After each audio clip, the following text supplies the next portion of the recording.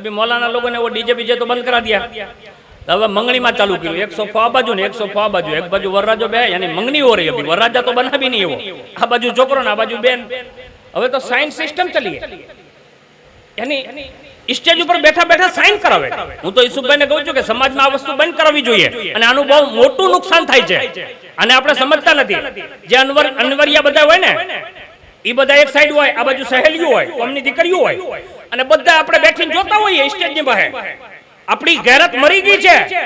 अल्लाह ने ना रसूले ज्यां सुधी कपिल तू न कही दे ત્યાં સુધી આ માણસનો એની ઉપર કોઈ અધિકાર નથી બનતો, એની હારે વાત નથી કરી શકતો, એને હારે લઈ નહીં જઈ શકતો। તો આપણે હારે બેહાડી અને આ બધાને દેખાડીએ છીએ આપણે બધા વલી છીએ ભાઈ।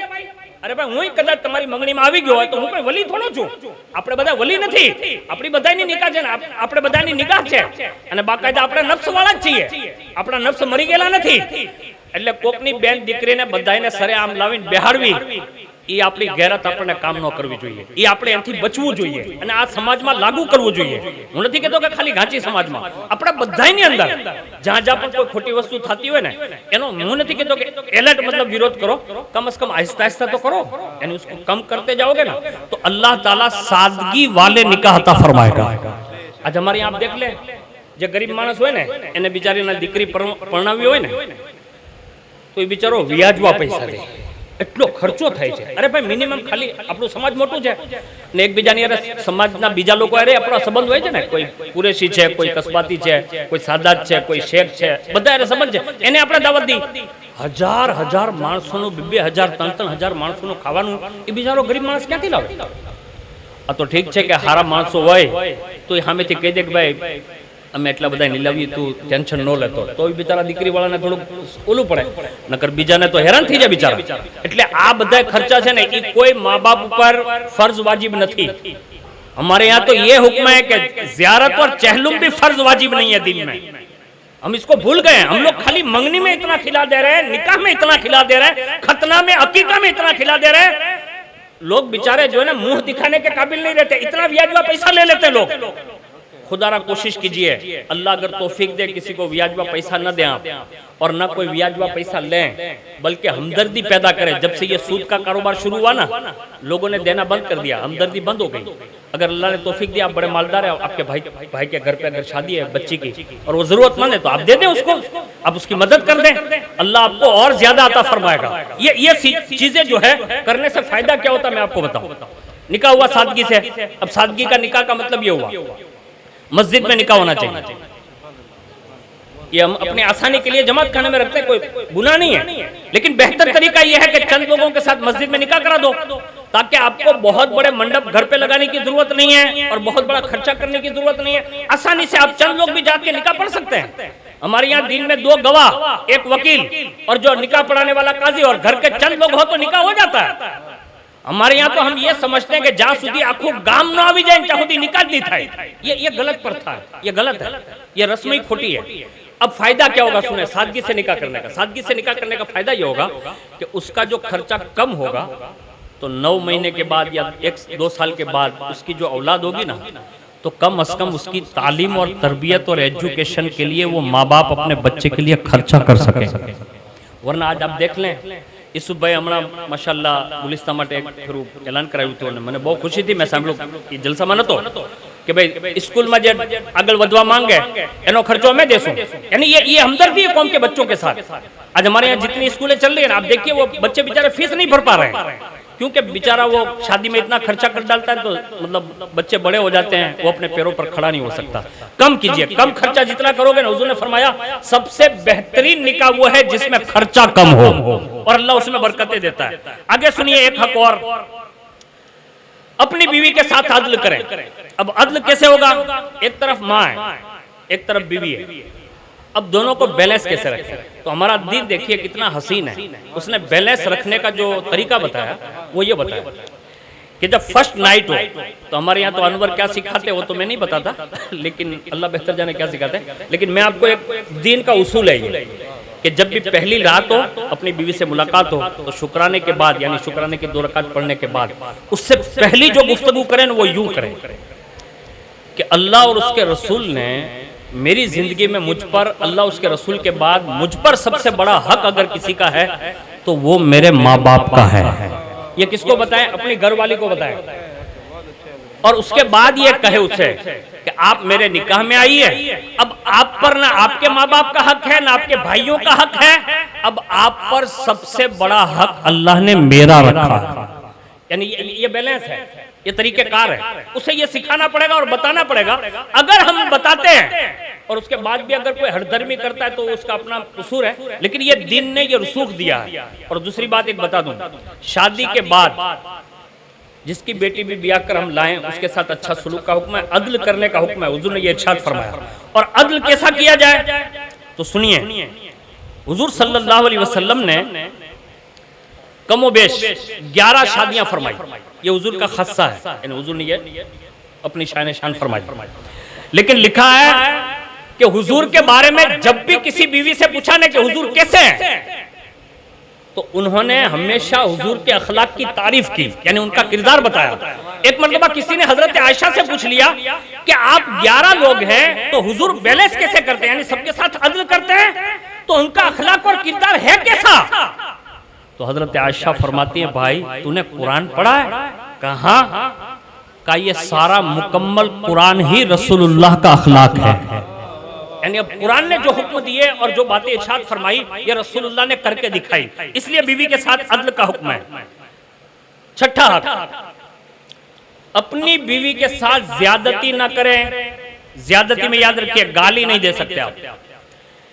आपको हुक्म है कि अगर कोई अल्लाह न करे सदबार न करे, अगर किसी की बेटी कोई ऐसा जुर्म कर ले यानी कोई भूल कर ले, तो उससे हमारा दीन कहता है कि सबसे पहले उसे नसीहत करें।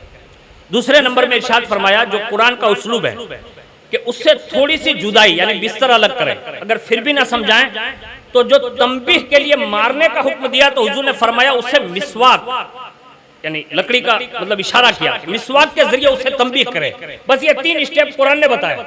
और हुजूर ने तो फरमाया अगर मार भी मारनी पड़े तो ऐसा मार न मार जैसे तू जानवरों पर मारता है, कि कहीं उसके जिस्म में चोट लगे और वो कहीं अपने वालिदैन या अपने घर वालों को कहीं वो शिकायत ना कर दे। तो इसलिए हमें अपनी लाई हुई मतलब जो दुल्हन है उसके साथ ज्यादती न करें। तीसरे नंबर में अगर किसी गरीब की बेटी है या अमीर की बेटी है उससे कभी ताना न दे, उसके माँ बाप के हवाले से न दे, उसके भाइयों के हवाले से न दे। ये ज्यादती है, ये हक तलफी है। इसलिए हुजूर ने फरमाया कि उस पर ज्यादती न करें। और हुजूर ने एक बात इरशाद फरमाई कि जो भी बंदा अल्लाह की जात पर ईमान रखता होगा और कयामत के दिन पर ईमान रखता होगा वो अपने पड़ोसी को भी तकलीफ नहीं देगा, यानी करीब में रहने वाले को भी तकलीफ नहीं देगा, और अपनी बीवियों के साथ अच्छा सुलूक करेगा। और फरमाया अपनी बीवियों के मामलात में मेरी नसीहत और वसीयत कबूल कर लो। सबसे ऊपर वाली पसली टेढ़ी से उसे अल्लाह ने बनाया है। अगर तुम सीधा करने की ज्यादा कोशिश करने जाओगे तो तोड़ डालोगे और उस पर उसे छोड़ दोगे, तब भी ये हमेशा टेढ़ी रहेगी। इसलिए मैं तुम्हें वसीयत करता हूं और नसीहत करता हूं कि हमेशा अपनी बीवियों के साथ हुस्न सलूक किया करें। ये रसूलुल्लाह सल्लल्लाहु अलैहि वसल्लम ने हमें और आपको ज्यादती से बचने के लिए हुजूर ने ये बात इरशाद फरमाई। एक मरतबा दुरूद शरीफ पढ़ना, अल्लाहुम्मा सल्ली अला सैयदना मौलाना मोहम्मद मादन जूदी वल करम वाला आलिहि व सहाबिहि बारिक वसल्लम सलातु व सलाम अलैका या रसूल अल्लाह सल्लल्लाहु ताला अलैहि वसल्लम। ये देखिए हमारे मजहर बापू तशरीफ लाए। नारे तकबीर, नारे रिसालत, नारे हैदरी, इश्क मोहब्बत, इश्क मोहब्बत।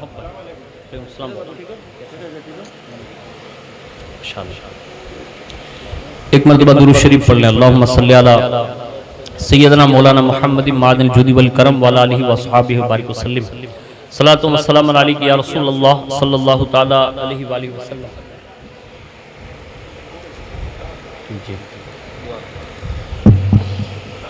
एक मरतबा और दुरूद शरीफ पढ़ लें, अल्लाहुम्मा सल्ली अला सैयदना मौलाना मोहम्मद मादन जूदी वल करम वाला आलिहि व सहाबिहि बारिक वसल्लम सलातु व सलाम अलैका या रसूल अल्लाह सल्लल्लाहु ताला अलैहि वसल्लम। ये मैंने एक हदीस शरीफ का मफहूम आपके सामने पेश किया। दूसरी हदीस सुनिए, हुजूर ने इरशाद फरमाया कि अनकरीब लोगों पर ऐसा जमाना आएगा, यानी ऐसा दौर आएगा और ऐसा वक्त आएगा और हो सकता है कि हुजूर ने इसी दौर के हवाले से ये बात इरशाद फरमाई हो। हुजूर इरशाद फरमाते हैं कि मेरी उम्मत पर ऐसा दौर आएगा कि अनकरीब तुम में से कोई शख्स अपनी बीवी को लोंडी की तरह मारेगा, और सुनो, तुम में सबसे ज्यादा बेहतरीन अखलाकमंद वो शख्स है जो अपनी बीवियों के साथ अच्छा रवैया इख्तियार करे। तो इस हदीस पाक से भी ये बात हमें और आपको साबित हुई कि हमें उनके साथ ज्यादती नहीं करने का हुक्म है, यानी उस पर कोई हक तलफी न करें, उसके साथ अच्छा सलूक करें। सातवां हक, हुजूर ने अपनी बीवियों के साथ दिल जोई करने का हुक्म दिया।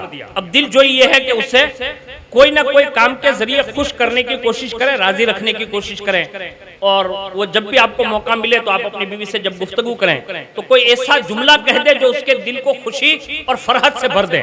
मिसाल के तौर पर खाने बैठे हैं आप, और खाने में अगर बिरयानी है और आप खा रहे हैं, और आपने सिर्फ खाते खाते इतना कह दिया, बहुत अच्छा टेस्ट है, ऐसा तो अजमेरी होटल वाला भी नहीं बनाता, बस ये आपके लिए काफी है, यानी वो खुश हो जाएगी। હવે અહીંયા તો એકાદું લવિંગ પોતે જ દાઢમાં ચડી ગયું અને ખીજ ઉતારે ઘરવાળી ઉપર, तो ये ना करें, बल्कि उसकी दिलजोई करें। कोई अच्छा काम उसने कर दिया, उसकी तारीफ कर दे, और जब आप तारीफ कर दोगे तो उसकी दिलजोई होगी। हुजूर ने कैसे अपनी बीवियों के साथ जो दिलजोई फरमाई, एक जगह पर हुजूर ने इरशाद फरमाया कि आयशा, मैं जान जाता हूं कि आप मुझसे राजी है कि नाराज है। तो कहा हुजूर ऐसा कब पता चलता है? तो हजरत आयशा से हुजूर ने यह फरमाया, कहा आयशा, जब आप राजी होती है तो कहती है कसम है रब्बे मोहम्मद की, यानी मोहम्मद के रब की कसम, और जब नाराज होती है तो कहती है इब्राहिम के रब की कसम, यानी रब्बे इब्राहिम कहकर कसम खाती है।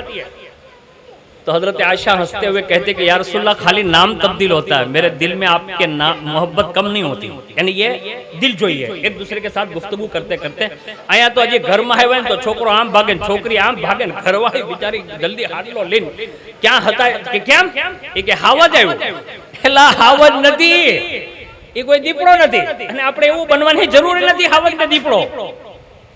आप आइए ना, तो हुजूर का तरीका क्या था मालूम है? अपना तो हजी आविए ना तो दरवाजा ऊपर थापो मारे, कई धाड़ परवा એટલી બધી રાઈડ પાડે તો ઘરવાળી અંદર છે, છોકરા છે, બાળકો છે, એમાં રાઈડ પાડવાની જરૂર જ નથી, એને ખબર જ છે કે તમે જ આવવાનો ટાઈમ છે એટલે તમે જ આવશો, એટલે રાઈડ ना पाड़े।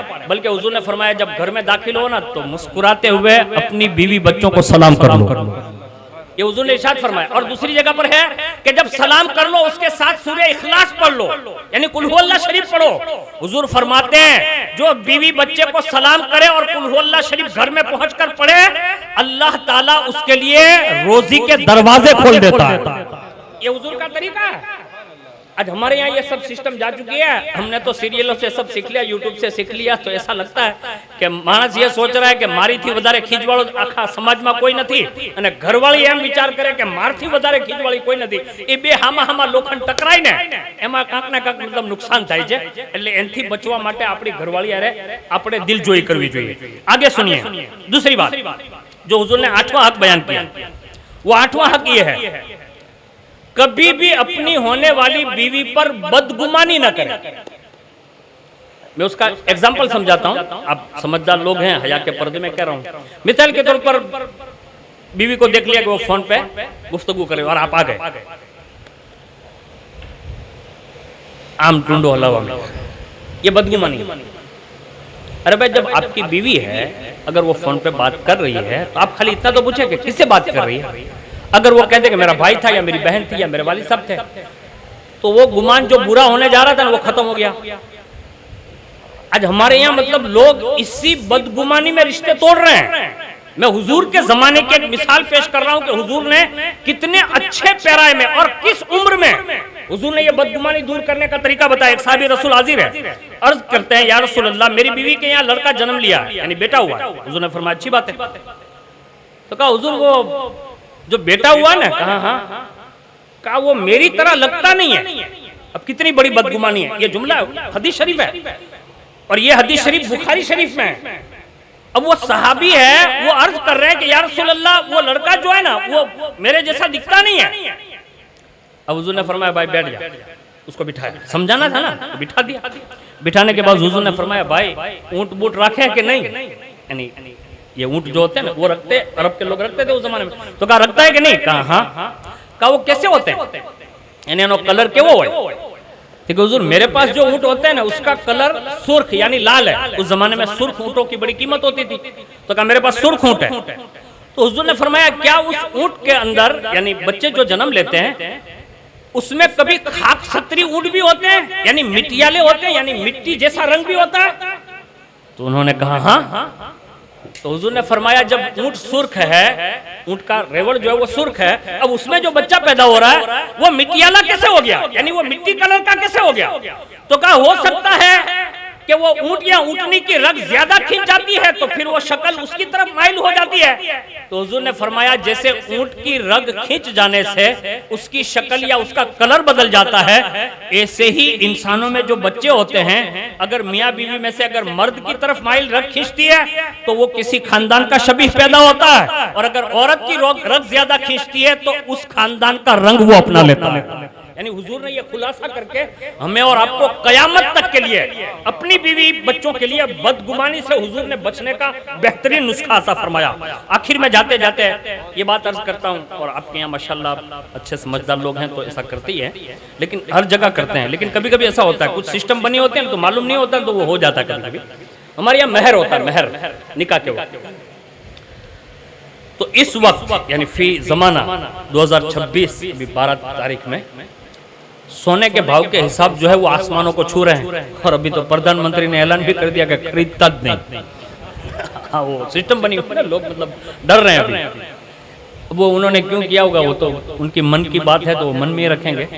लेकिन एक बात अर्ज करता हूँ, जब भी आप मेहर मुकर्रर करें तो आप सबसे पहले सोने का भाव मालूम करें, एक बात ये। दूसरी बात, हमारे यहाँ जो इस्लाम में है कि उसके 10 दिरहम या दीनार ये मिकदार है, उससे कम न होने पाए। अब उसका हिसाब लगा ले सोने के पास जाकर। अब उस हिसाब को अगर लगाकर इस जमाने आप देखने जाएं तो कम अज कम 8,000 से लेकर 10,000 तक मेहर बनता है। આપણે હું પહેલેથી પ્રથા હોય ને કે 7,786 એ હાલ્યું જાતું હોય, એને ખબર જ ન હોય કે ભાઈ અહીંયા હવે પુલ આવી ગયો છે ને ઢોર ચડવાનો છે, કેમ કે સોનું વધી ગયું ને એટલે એમાં ઉતરાવ ચડાવ આવે। તો આ વસ્તુ આપણે બધાને માલુમ કરવી જોઈએ, અને ઈ મહેર આપણે 100% દુલ્હનને પહેલા જ આપી દઈએ છીએ, પણ ઈ એનો હક જ છે। तो कहीं ऐसा ना हो जाए कि भाव बढ़ चुका था और हमने कम दे दिया तो उसका कहीं हक कम रह गया, तो कयामत के दिन वो सवाल का जवाब का सबब न बने, इसलिए हमें पूरा मेहर जो है उनको अदा करना चाहिए। आखिरी बात कि मियाँ बीवी की जिंदगी में अगर कोई अनबन हो जाए यानी बातचीत हो जाए, तो हमारे यहाँ यह सिस्टम है कि बेटी घर गई, मर्द अपने घर है, अब उसको वक्त लगा, आज काल 8 दिन महीनों बैद ऐसा सिस्टम चलता है कभी कभी, और हर जगह होता है, सबके साथ हो रहा है। तो उसमें हुजूर ने एक बेहतरीन नुस्खा अता फरमाया। अल्लाह करे कि हम सब बेटियों के माँ बाप को यह समझ में आ जाए।